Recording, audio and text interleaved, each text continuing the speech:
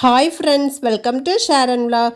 இன்றைக்கி நம்ம share and விலாகில் ரொம்ப டேஸ்டியான ரொம்ப ஹெல்த்தியான பீட்ரூட் அல்வா எப்படி செய்கிறதுன்னு தான் இன்றைக்கி நம்ம பார்க்க போகிறோம். இது நம்ம பேக்கரியில் வாங்குகிற அல்வா மாதிரியே இருக்குங்க. இதை கண்டிப்பாக ட்ரை பண்ணி பாருங்கள். வீட்டில் குழந்தைங்க முதல் பெரியவங்க வரைக்கும் கேட்டு வாங்கி சாப்பிடுவாங்க. இது எப்படி செய்கிறதுன்னு பார்க்குறதுக்கு முன்னாடி நீங்கள் இப்போ தான் நம்முடைய சேனலை ஃபஸ்ட் டைம் பார்க்குறீங்கன்னா சப்ஸ்கிரைப் பண்ணுங்கள். பக்கத்தில் இருக்க பெல் சிம்பிளை கிளிக் பண்ணுங்கள். இப்போ வாங்க எப்படி செய்கிறதுன்னு பார்க்கலாம். ஃபஸ்ட்டு இந்த ரெசிபி பண்ணுறதுக்கு பீட்ரூட்டை இந்த மாதிரி தோல் சீவி சின்ன சின்ன பீஸாக கட் பண்ணி எடுத்துக்கோங்க. நான் இன்றைக்கி 1/4 கிலோ பீட்ரூட்டை தோல் சீவி இந்த மாதிரி கட் பண்ணி எடுத்திருக்கேன்.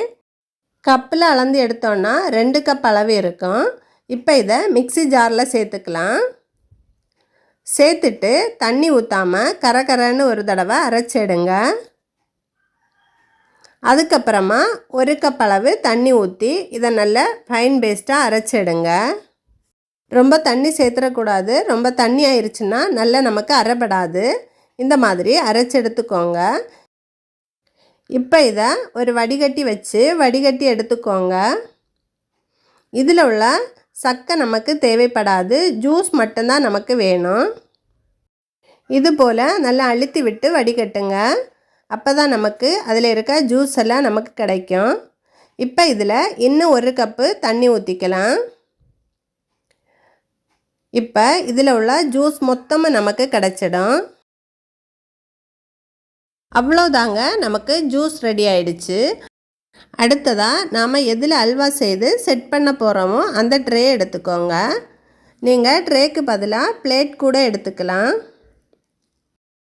இதில் கொஞ்சமாக நெய் ஊற்றிட்டு ஒரு ப்ரஷ்ஷால் எல்லா இடமும் படுற மாதிரி நல்லா அப்ளை பண்ணுங்கள். நெய் தடவினதுக்கப்புறமா கொஞ்சமாக நட்ஸை இந்த மாதிரி கட் பண்ணி இதில் தூவிக்கலாம். இது நமக்கு பார்க்குறதுக்கு ரொம்ப அழகாக இருக்குங்க. இது அப்படியே இருக்கட்டும். அடுத்ததாக ஒரு கடாய் எடுத்துக்கலாம். நம்ம எதில் அல்வா செய்ய போகிறோமோ அதில் அந்த கடாயை எடுத்துக்கோங்க. அதில் நாம் ஏற்கனவே எடுத்த ஜூஸில் இன்னும் நமக்கு கொஞ்சம் சக்கை இருக்கும். அதனால் இந்த மாதிரி டீ எல்லாம் நம்ம வடிகட்டுவோம் இல்லை, அந்த மாதிரி ஒரு சின்ன வடிகட்டி எடுத்து இந்த ஜூஸை திரும்ப ஒரு தடவை வடிகட்டிக்கோங்க. இங்கே பாருங்கள், இவ்வளவு சக்கை இதில் இருந்திருக்கு. இந்த சக்கை கொஞ்சம் கூட நமக்கு இல்லாமல் இருந்தால் தான் நமக்கு பேக்கரியில் கிடைக்கிற மாதிரி அல்வா கிடைக்கும். இப்போ இது கூட 1 கப் அளவு சர்க்கரை சேர்த்துக்கலாம். நம்ம 2 கப் தண்ணி சேர்த்தோம். அதுக்கு 1 கப் அளவு சர்க்கரை கரெக்டான அளவாக இருக்கும். நீங்கள் சர்க்கரை அதிகமாக சேர்ப்பீங்கன்னா 1.5 கப்பு கூட சேர்த்துக்கலாம். இப்போ இது கூட ஒரு 1/2 கப் அளவு கார்ன்ஃப்ளவர் சேர்த்துக்கோங்க. சேர்த்துட்டு கட்டிகள் இல்லாமல் நல்லா கலந்து எடுத்துக்கோங்க. கொஞ்சம் கூட கட்டிகள் இருக்கக்கூடாது. நல்லா மிக்ஸ் பண்ணுங்க. நல்லா மிக்ஸ் பண்ணதுக்கப்புறமா ஸ்டவ்வை ஆன் பண்ணிக்கோங்க. ஆன் பண்ணிவிட்டு மீடியம் ஃப்ளேமில் வச்சுட்டு நல்லா இது போல் மிக்ஸ் பண்ணுங்க. இடையிடையே ஹை ஃப்ளேமில் மீடியம் ஃப்ளேமில் வச்சு மாற்றி மாற்றி மிக்ஸ் பண்ணிக்கோங்க. நம்ம இதில் கார்ன்ஃப்ளவர் மாவு சேர்த்ததால் கொஞ்சம் நேரத்திலே நமக்கு திக்காக ஆரம்பிச்சிடும். இப்போ பாருங்கள், நம்ம இதில் ஃபுட் கலர் எதுவுமே சேர்க்கலை. ஆனாலுமே ரொம்ப கலர்ஃபுல்லாக இருக்குது. இப்போ பாருங்கள், லேசாக கெட்டிப்பட ஆரம்பிச்சிடுச்சு. அங்கங்கே இது போல் கட்டிகள் ஃபார்ம் ஆகும். நீங்கள் மிக்ஸ் பண்ணிகிட்டே இருங்க. இது நல்லா கடாயில் ஒட்டாமல் உருண்டு திரண்டு வரணும். அது வரைக்கும் இது போல் நம்ம மிக்ஸ் பண்ணிகிட்டே இருக்கணும்.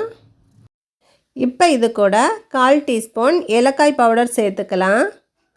சேர்த்துட்டு நல்லா மிக்ஸ் பண்ணி விடலாம். இது மாதிரி கெட்டியானதும் ஹை ஃப்ளேமில் வைக்க வேண்டாம், மீடியம் ஃப்ளேமில் வச்சு மிக்ஸ் பண்ணுங்கள். நீங்கள் இதில் உங்களுக்கு விருப்பம் இல்லைன்னா கொஞ்சம் கூட நெய் சேர்க்காமல் அப்படியே கூட இந்த அல்வா செய்யலாம்.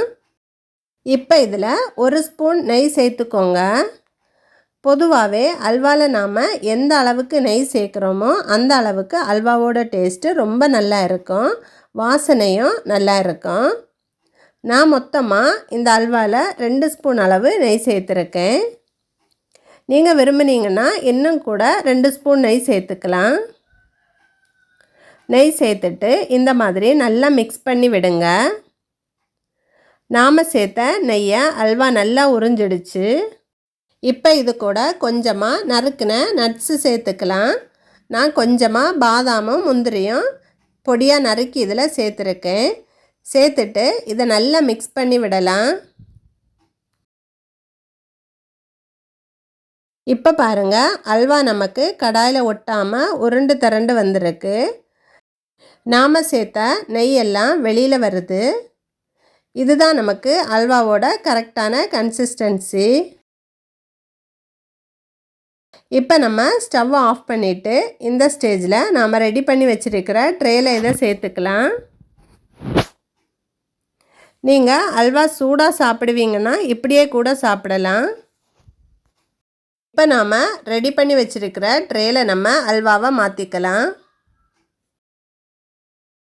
மாற்றிட்டு நல்லா அழுத்தி விட்டு சமப்படுத்தி விடுங்க.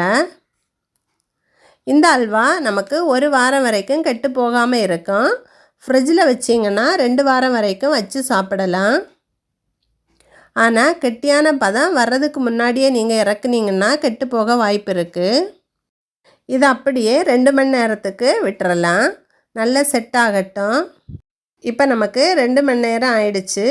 அல்வா நல்லா ஆறிடுச்சு. இது போல் ஒரு பிளேட்டை இது மேலே கவிழ்த்தி வச்சுட்டு இந்த மாதிரி திருப்பி விடுங்க. இப்போ நமக்கு சூப்பரான சுவையான ரொம்ப ரொம்ப ஹெல்த்தியான பீட்ரூட் அல்வா நமக்கு ரெடி ஆகிடுச்சுங்க. இது ரொம்பவே டேஸ்ட்டாக இருக்குங்க. நாம் பீட்ரூட்டில் தான் செஞ்சோன்னு சொன்னால் நம்பவே மாட்டாங்க. அந்த அளவுக்கு இது ரொம்பவே டேஸ்ட்டாக இருக்குங்க.